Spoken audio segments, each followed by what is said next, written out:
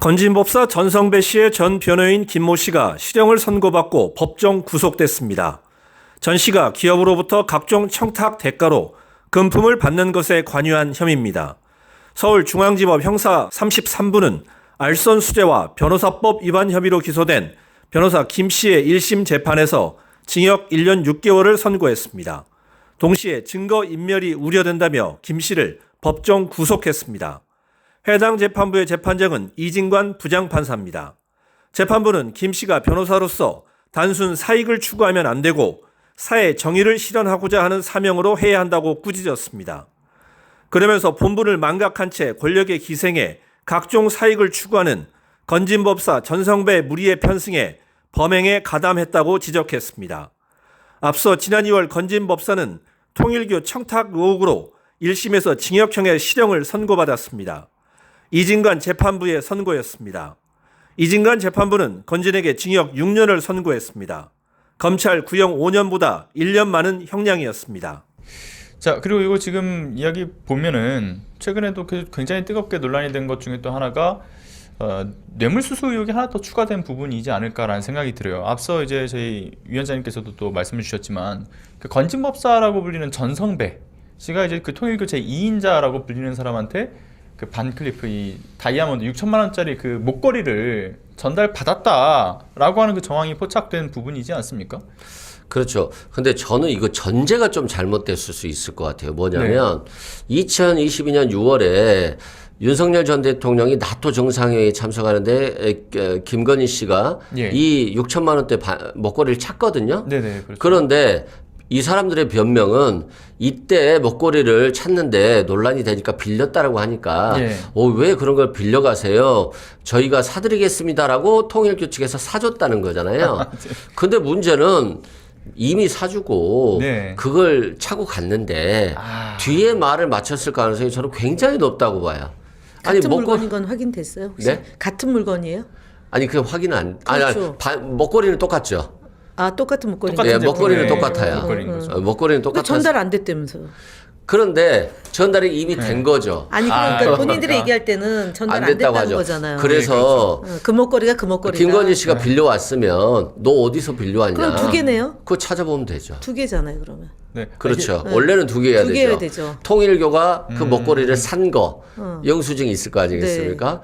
그리고 김건희 씨가 빌려간 거. 그러니까 알리바이용으로 그럼 이거를 가지시라고 전달했다는 거잖아요. 네. 그러니까 그걸 보면 빌려온 것과 통일교가 산 것을 확인하면 그게 이미 통일교가 사서 김건희 씨한테 줬고 김건희 씨가 나토로 그걸 가지고 갔을 가능성이 저는 높아 보인다. 지금 그 사람들의 거짓말에 맞춰서 나중에 줬을 것이다라고 하는 건데 저는 미리 준 것 같아요. 그러니까 이게 지금 여러 가지 이야기들이 나오는 그 가운데서 특히나 왜 어떻게 통일교 제2인자가 관련돼서 뉴스에 정말 뜨겁게 다뤘던 이야기들이지 않습니까? 빌렸다 뭐 아니다 이런 식으로 얘기하면서 뇌물이다. 근데 그 상황에서 그거 빌리지 말고 제가 드릴게요라고 얘기하는 것 자체가 오히려 이제 좀 적절한 표현은 아니겠습니다만은 오히려 김건희를 연맥이려고 하는 거 아니냐 이런 얘기까지도 나오기도 했었습니다만은 그러니까 이거 오히려 좀 해석이 좀 새롭다라는 생각이 드네요. 그렇죠. 제 생각은 그게 맞을 것 같아요. 그 시간순으로 이미 받았으면 뇌물이 되는 거잖아요. 그러니까 안 받은 거고 빌려온 거고 나중에 전성배 씨가 이걸 통일교에서 주니까 전달하려고 했는데 잊어먹었다.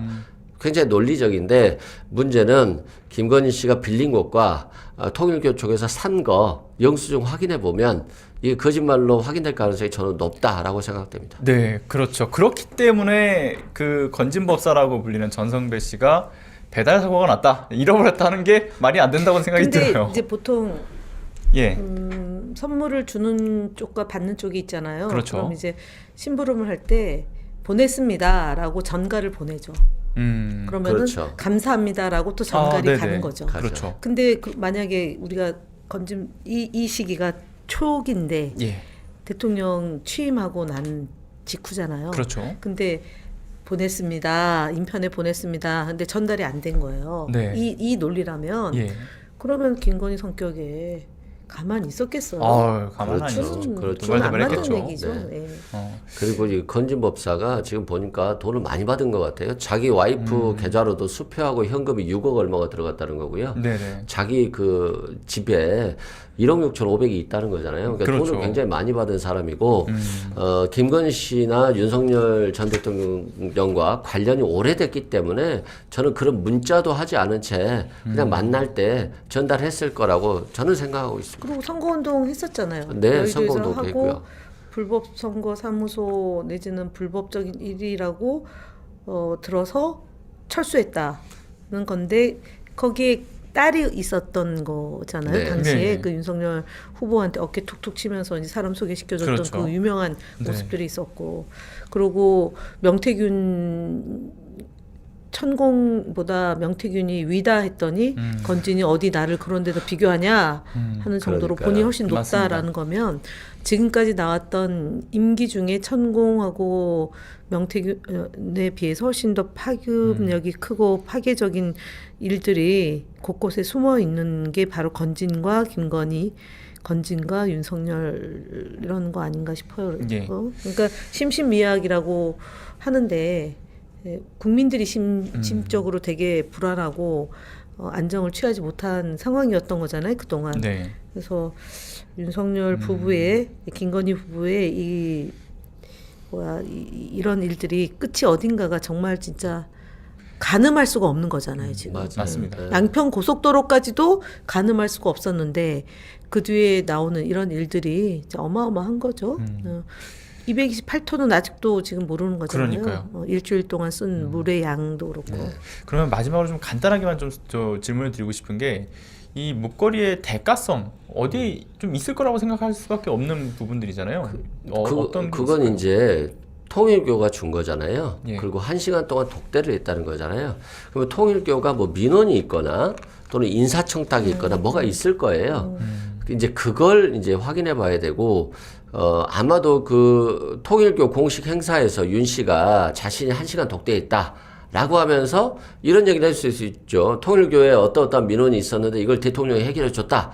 이런 어떤 영상도 있을 수 있거든요. 예. 그러니까 그런 것들을 좀 찾아봐야 될 것 같고, 윤 씨하고 건진법사 간의 문자 같은 건 있을 수 있잖아요. 네네. 그것들도 좀 찾아봐야 될 것 같고요. 아무튼 좀 건진법사는 지저분한 거래를 굉장히 많이 한 것 같아요. 그 집에 명함도 수백 장이 있고 이력서까지 있다는 거잖아요. 뭐 공공기관입니까? 이분이 점집인데 이력서가 많이 왔다는 건 이 사람을 통해서 자신의 승진 이런 것들을 받았을 것 같고요. 또 뭐 금융권은 윤한홍 의원이 해결한다. 뭐 이런 것들도 있었다라고 그렇죠. 하던데 그러면 정무위더라고요. 네, 오면서 정무위. 확인합니까? 정무위가 공정위. 정무위원장. 네, 맞습니다. 금융이라든가 이런 데 하는 거잖아요. 공정위. 그래서 금융권 인사 문제 청탁도 그래서 한국은행권 5천만 원 관봉돼 있는 거.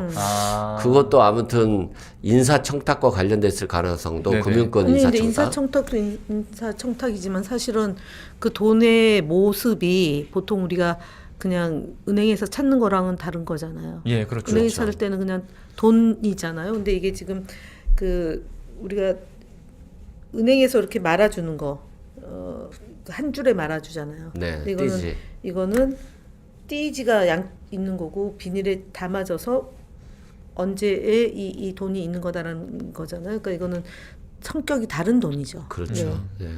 일반인들이 유통할 수 없는 돈이에요. 네.